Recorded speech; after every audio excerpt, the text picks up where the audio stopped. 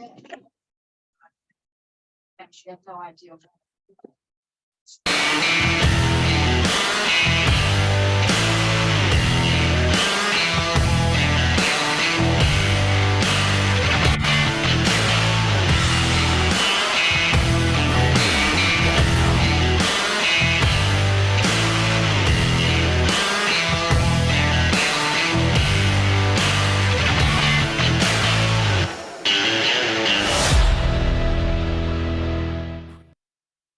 All right, welcome friend and foe to the Sober Heathen podcast. I am the Sober Heathen. I'm Scott. I'm so glad to be here with you today. We had some technical difficulties, so we're getting a late jump, but that's all right. We're multitasking, we're cooking dinner, we're doing a podcast, we're replying to the phone.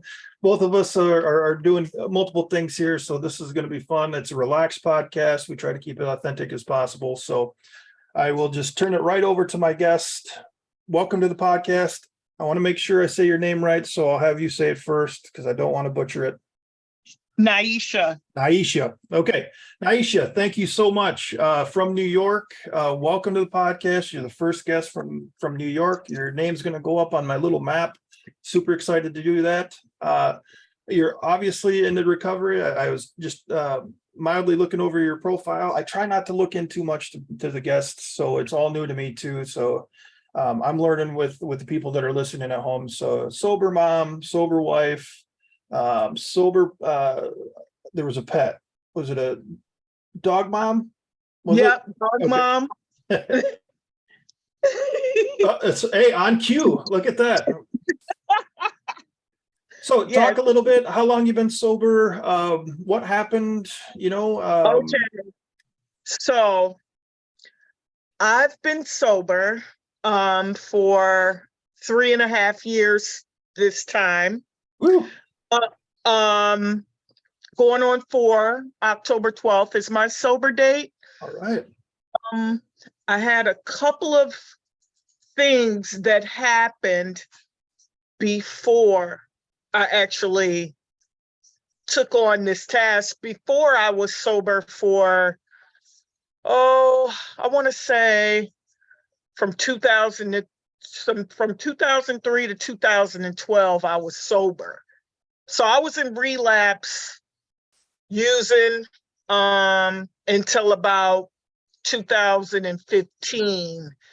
And then I got off of crack in 2015.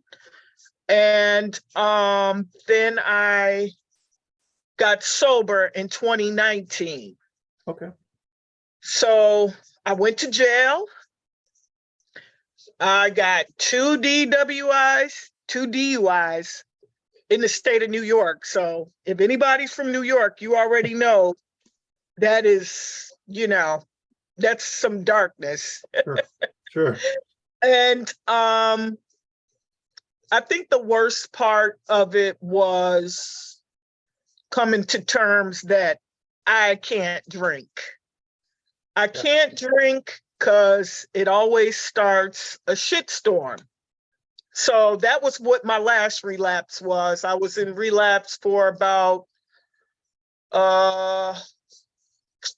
from 2013, I'll say 2013 to 2019, or 2012 to 2019, because I want to say that my time without using, it does count, but it was mostly, I wanted to say everything. So I'm clean, I'm sober from everything as of today, 3.5 years. So 3.5 years. That's awesome. So I think it's interesting when people have 2 stretches of long-term sobriety. So tell the listeners, what did you do the first time that led to that sobriety? And then what are you doing different now to add to it the second time?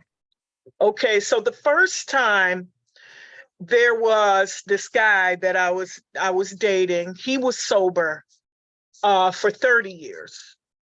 So the first time I got sober, it was like he was my rock. He was my encouragement. I did it for him. I did it for my daughter. I did it for I did it for the wrong reasons. I should have done it and got the help that I needed that I have now, I did not have a stable base. He was my base until we broke up. And then after that, I was like, what do we do? What do? I didn't know.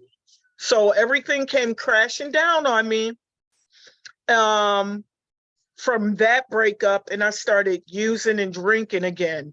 Now this time, I am a disabled veteran. Oh, well, Um, thank you for your service. Thank you. And I have all kind of therapy to help me not go back into a dark place. I have a psychiatrist, I have a therapist, I work with horses. Oh, nice. I work out and I do fly fishing. Oh, no kidding. And I rock climb inside, but I rock climb. I'm not doing it outside ever. So I have all these things to challenge me, and that's what I didn't have the first time. I need to be challenged, because if I can challenge myself to make the horse walk, I can get on the horse without him moving. I can catch a bass, or I can catch a trout, or I can climb the wall without a problem and challenge myself. That's what my staple is right now. Challenging myself and to do something different, to change my mindset about I can't do this, but I can do this. If I can do that, I can do this.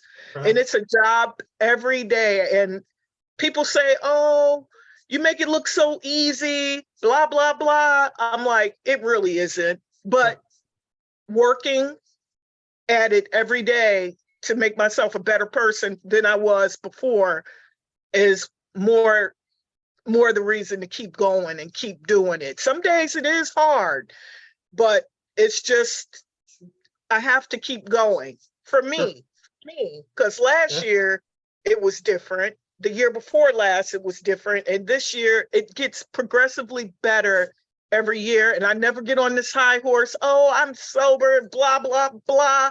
I don't do that. Yeah. I'm sober and I'm taking it one day at a time. I'm clean. I'm taking it one day at a time for me to be a better version of myself. And the last time I got sober and clean, I didn't do it for that. And that is what really potentially took me back to the dark place that I was in. Yeah. I think those, great points, because you always talk about, you can't do it for other people, but you did it for your daughter, and you did it for, your boyfriend at the time, and you did it for a long time. I mean, you were able to maintain. So sometimes we can convince ourselves that doing these things for other people is the way to go. But at the end of the day, you didn't do you. And now It sounds like you have. Yes. And I'm just going to say that working with the horses is like my number one thing. I do horse therapy every week in a veteran program that I'm in. And I got to say that was the most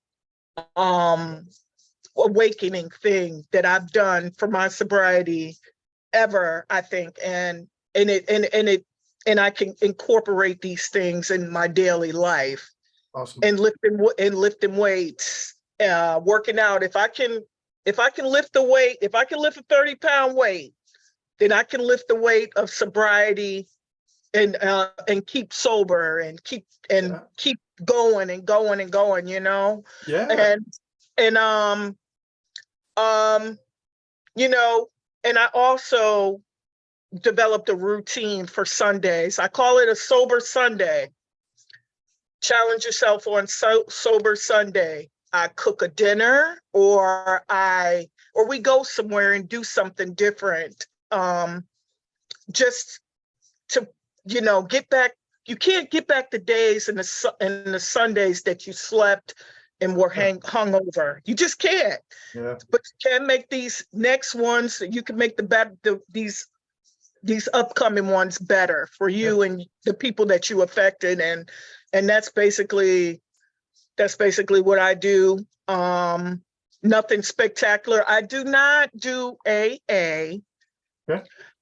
And I know there's a lot of whatever, but I think whatever works for one person, if it works and it keeps you sober, then that's what you do.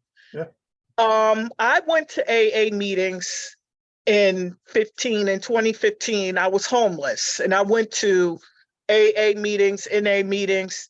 They did not work for me. After every one, I drank, I used, and I'm like, well, I'm not supposed to feel like this when I leave AA. And I'm not downing anybody that want to use it. Whatever works, whatever it takes to be a better version than you were yesterday, that's what you should do for you. Now, I don't believe in all this, separation and everything, because when you divide and conquer, or you dividing and and somebody's trying to put their beliefs on you, it makes it that much harder, this whole process. Yeah. And I think everybody needs their own process to get through this, because this shit ain't for the weak. It's hard. And you got to put your daily deposits in for you, not the person that's on Twitter or Facebook or Instagram or anywhere else. You got to do it for you to be a better version than you were yesterday. If you can't do it for you, then I don't know what you're doing it for. Yeah, So, well, yeah, you got to do it for you. And, if something works for you, sure, by all means, tell people about it. yes, whatever it takes. But that doesn't mean that your way is the right way. And I agree with you 100%. Exactly. Yep. Exactly. And when I first started, people were saying, oh, you're going to be a dry drunk, or you're going to do this, you're going to do that. I was like, as long as I do something daily to make a life where I can honestly say I like being sober, and I can remember what I said or did yesterday, then that's all that matters to me. Yeah, well, and it's really, it's crazy how the universe works, because I got you out here on the podcast. It's been a discussion on Twitter about AA, and I got a lot of hard-nosed AAs coming in and chirping, and and then I just got a book about AA and how AA and science doesn't mix, and it's just weird. And I agree with you, because you mentioned the term dry drunk that is thrown around like, I like AA. I've been to AA.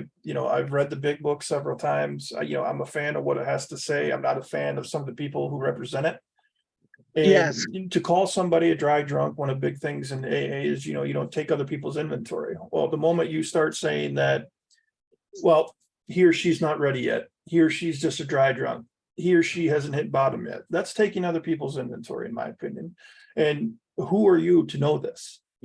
Exactly. You can only speak on your specific journey, what worked for you. And I think you said, if you can get up and challenge yourself every day, if you can get a horse to listen to you, I mean, that's impressive on its own. That's a big son of a gun. You know what I mean? Yes, he is. He is a big guy. He's a very big guy. They actually given me a bigger horse because the other one was sold. So they've given me a bigger horse, to work with. And he listens, but he likes to nibble. And that's, I can't imagine. So one important thing I really want to talk about too is you said you're getting you're able to work with the horses and therapy through because you're a veteran. Is it through an organization or something? Because we might. Yes. I've never had a veteran on the podcast, so you're another first for that too, and that's really awesome. But in case a veteran is looking, what did you do, and what organization helped you? I work with a couple of organizations. I do the Equus Center here in upstate New York. It's called the Equine Center and Company. It's in Honeoye Falls, New York. Okay. It's a beautiful place. We do farm to table cooking as well there. I do Cooking with Heroes, and I do the Mustangs. These horses I work with are wild Mustangs. Awesome. So we get them trained with trust amongst the veteran, and to help us with our PTSD, and to help the horse and help him be able to be ridden one day, Okay. to trust the human, and to, so we're both getting therapy from each other, which is an awesome, awesome thing. That is really cool. That is really cool that they have something like that for veterans, because I know, if anybody's gone through stress or whatever, it's our veterans for sure. So I'm really happy to hear that New York has something like that. I'm gonna have to maybe after the podcast, shoot me a tweet of the name of the place that's helping you out, and maybe I can find something similar in Michigan, so that in my area. I'm a recovery coach. That's what I do for a living now. So I would like to have some information to help the veterans that are struggling with substance use in my area. So if you could do that, it'd be great. Also, there's a place called Compeer Corps that should be nationwide, that helps veterans. I'm not sure if it's just here, but they told me that if I moved somewhere else, that I would be able to find them. Oh, okay. So, I'm also with them, and the camaraderie is just fantastic. I like working with other veterans in this aspect, because we get it. We know why we're the way we Sure. know what makes each other click, so to speak.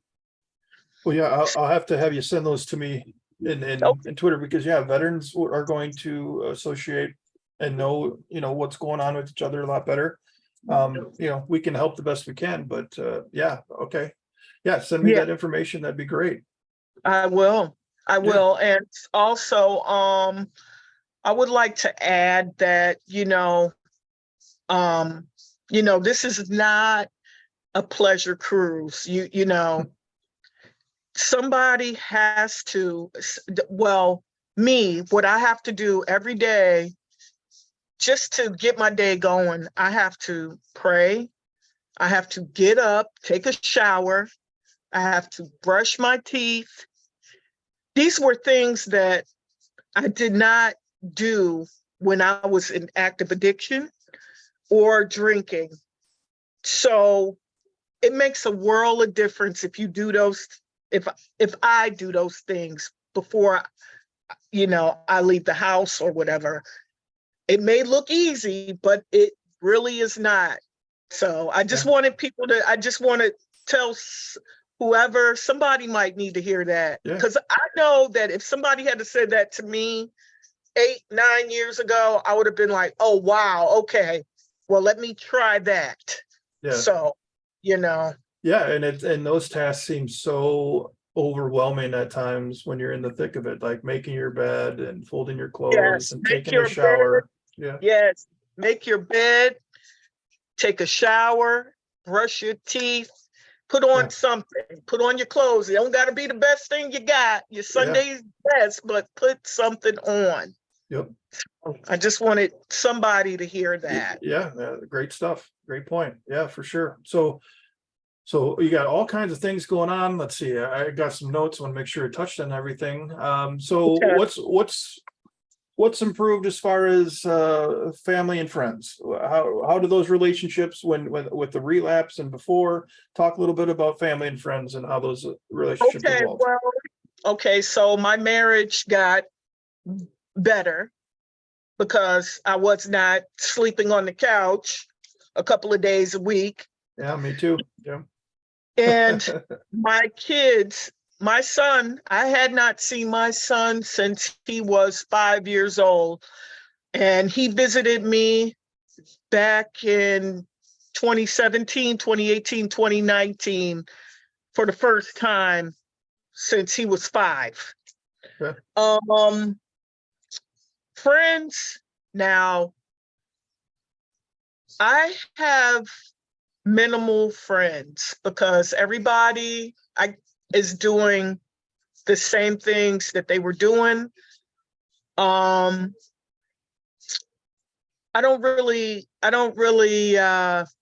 I talk to my friends that I had, and I try to be there as much as I can, but sometimes it's exhausting because if I don't drink and they still do, Yeah.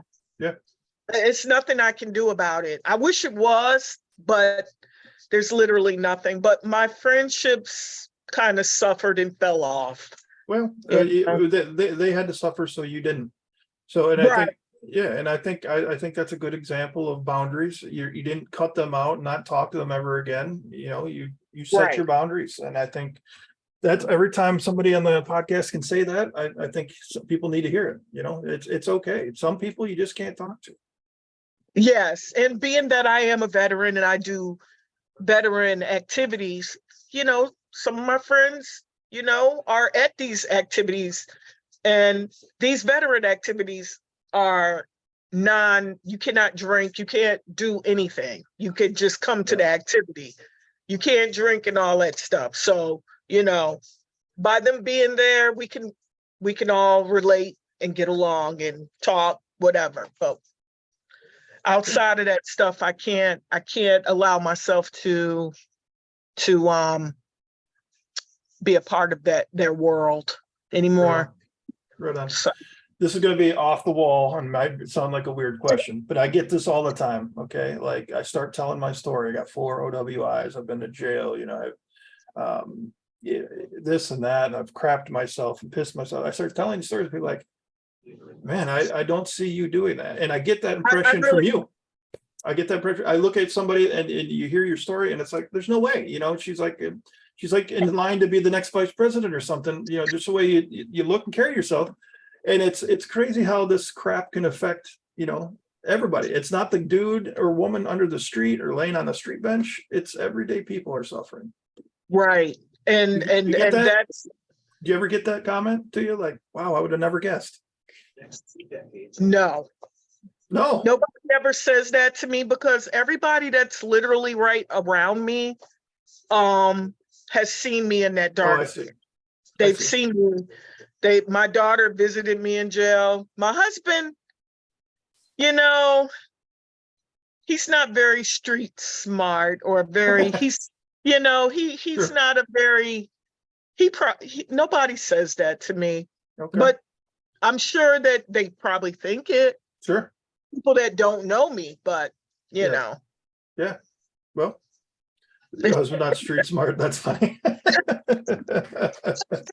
Yeah, I know. My ex-fiance, it's we're dating again now.